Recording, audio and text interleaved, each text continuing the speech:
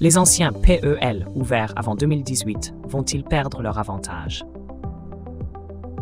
Les détenteurs d'épargne logement, PEL, se retrouvent face à une question cruciale, la perte potentielle de certains avantages. Ces produits d'épargne, autrefois prisés pour leur taux attractif et leur sécurité, pourraient voir leur attrait diminuer en raison des évolutions réglementaires et économiques récentes.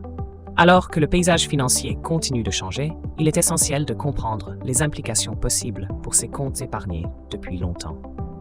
Cette vidéo explore les enjeux actuels entourant les anciens PEL et examine si les inquiétudes concernant la perte de leurs bénéfices sont fondées ou exagérées.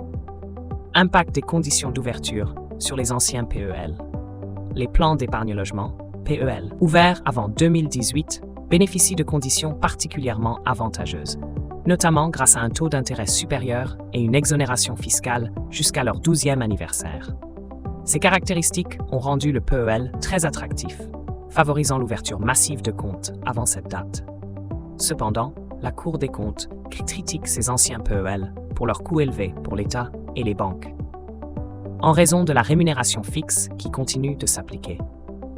Cette situation est jugée économiquement insoutenable par les autorités financières, qui envisagent des réformes pour atténuer cet impact financier, tout en orientant les fonds vers des projets d'intérêt général.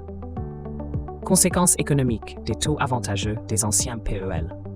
Les anciens PEL, offrant des taux de rendement supérieurs aux produits d'épargne récents, sont désormais pointés du doigt pour leurs coûts élevés pour l'État et les établissements bancaires. En 2022, le coût pour l'État a été estimé à 411 millions d'euros. Le gouverneur de la Banque de France, François Villeroy de Galhau, qualifie cette situation d'anomalie. Des propositions émergent pour réviser ces plans, incluant la possibilité de négocier leur clôture avec indemnité ou de rediriger les fonds vers des projets écologiques et énergétiques.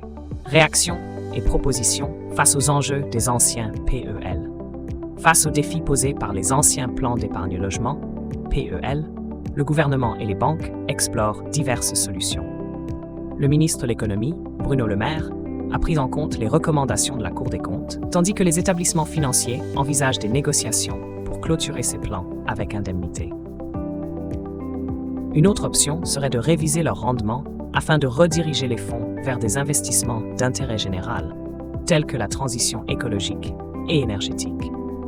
Ces mesures visent à alléger le fardeau économique tout en favorisant des projets bénéfiques pour la société, répondant ainsi aux critiques sur le coût élevé de ces anciens PEL pour l'État et les banques.